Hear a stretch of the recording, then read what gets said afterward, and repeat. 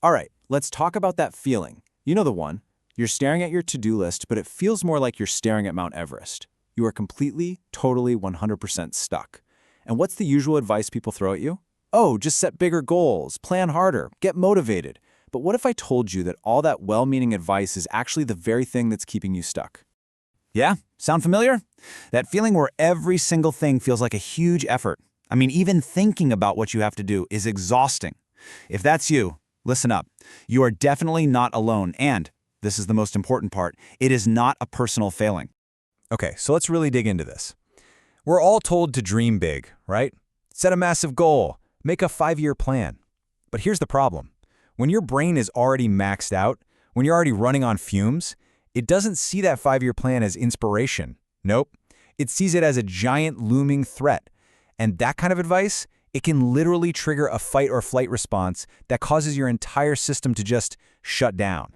So I want to be crystal clear about this. If you feel stuck, it has nothing to do with being lazy. It's not a lack of willpower. It is a biological signal that your nervous system is completely overwhelmed. It's time to stop beating yourself up and start understanding what's really going on inside your own head. So let's get into the science of being stuck. Why does our brain just slam on the brakes like that? We're going to peek under the hood and figure out what's actually happening when you feel paralyzed by, well, everything. Honestly, the best way to think about it is like this. Your brain is in the middle of a massive traffic jam, a cognitive traffic jam. Every single unanswered email, every half-finished project, every vague goal, they're all just cars clogging up the highway in your mind. It's total gridlock. Nothing can get through. And believe it or not, this mental gridlock actually has a name. It's called the Zeigarnik Effect. It's this super interesting thing our brains do, where they get completely fixated on unfinished tasks.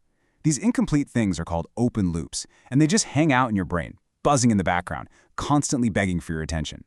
And wow, the cost of all these open loops? It's huge. They create this constant, low-level hum of stress that just saps your energy. It drains your motivation, it overloads your prefrontal cortex, that's the part of your brain that's supposed to handle planning and decisions, and it just makes you tired.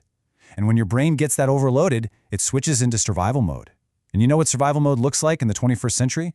Doom scrolling on your phone for 3 hours. But here's the good news. The solution isn't some big motivational speech or a life-changing epiphany. You just need a biological reset. And you can kickstart it with a really simple 3-step plan that, and this is the best part, requires absolutely zero motivation to get started. So here's the plan. It's 3 simple steps. First, a 2-minute reset. Then a 10-minute micro-project, and finally, a 5-minute disconnect. You'll notice each step is super small. That's on purpose. We're trying to sneak past your brain's resistance. Okay, step 1, the 2-minute reset. And listen, we are not trying to fix your entire life right now. We're just going to fix what's right in front of your eyes. Think of your brain as being like a computer that's always running a background scan of your surroundings. And when it sees clutter, mess, and chaos, well, it logs all of that as even more open loops. It adds to the stress, it adds to the mental weight. So let's just give it something a little more peaceful to look at, shall we? The key here is to make it so easy there's no friction.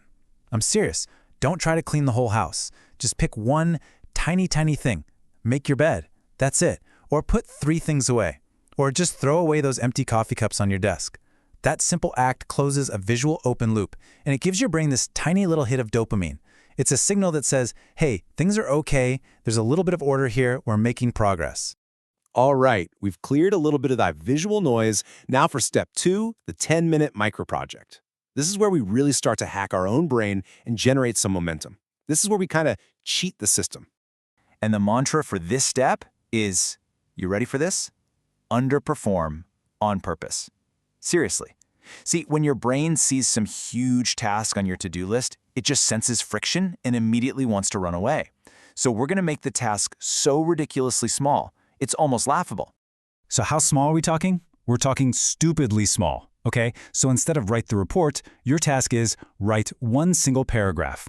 Instead of clear my inbox, it's send just 1 email. See what we're doing? We're making the bar so low that your brain's threat detection system doesn't even notice. It just goes right under the radar. And this right here, this leads to one of the biggest, most powerful mindset shifts you can possibly make. Because most of us think we've got it all backwards. We think we have to wait for motivation to show up before we can do anything.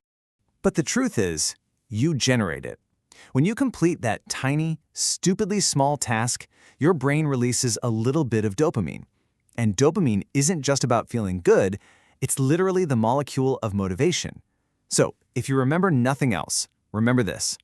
Action creates motivation, not the other way around. Okay, on to our final step. Step 3, the 5-minute low dopamine disconnect.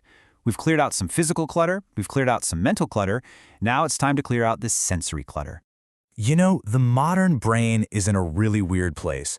It's like we're constantly overstimulated with notifications, pings, and endless social media feeds, but at the same exact time, we're totally underengaged in anything that requires deep focus. Our attention is just shattered into a million tiny pieces. So here's what we're going to do. We are going to embrace boredom.